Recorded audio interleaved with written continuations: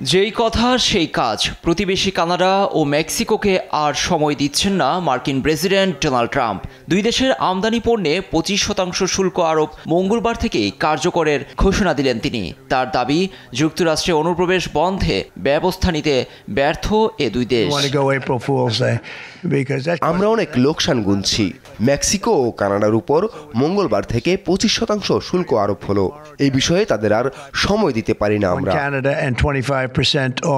অন্যদিকে চীনা পণ্যে পূর্বে 10% শুল্ক আরোপের কথা থাকলেও তা বাড়িয়ে 20% ঘোষণা দিলেন ট্রাম্প। তার অভিযোগ, চীন থেকে যুক্তরাষ্ট্রে ঢোকা প্রাণঘাতী মাদক ফেন্টানিল বন্ধে যথাযথ ব্যবস্থা নেয়নি বেইজিং। এ মাদকের কারণেই প্রতি বছর হাজার হাজার মার্কিনি প্রাণ হারাচ্ছেন বলেও দাবি তার।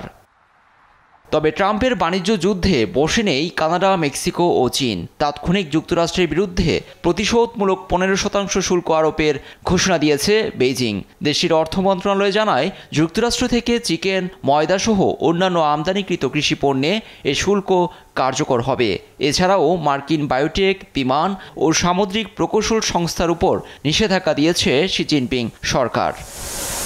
একই পথে হাঁটছে কানাডাও। ট্রাম্পের ঘোষণার পর পাল্টা মার্কিন আমদানি পণ্যে 25% শুল্ক আরোপের ঘোষণা দেন কানাডীয় পররাষ্ট্রমন্ত্রী মেলানি জোলি। তিনি ট্রাম্প প্রশাসনের বিরুদ্ধে বাণিজ্য যুদ্ধেরও অভিযোগ তুলেছেন। কানাডার মতো প্রতিবেশী মেক্সিকোর ওপর 25% শুল্ক ধার্য করায় ট্রাম্পের দিকে চোখে চোখ রেখে পাল্টা জবাবের হুঙ্কার দিয়েছেন মেক্সিকান প্রেসিডেন্ট ক্লাউদিয়া। তার হাতে একাধিক বিকল্প উপায় আছে বলেও জানিয়ে ট্রাম্পকে দেখিয়েছেন বুড়ো আঙ্গুল।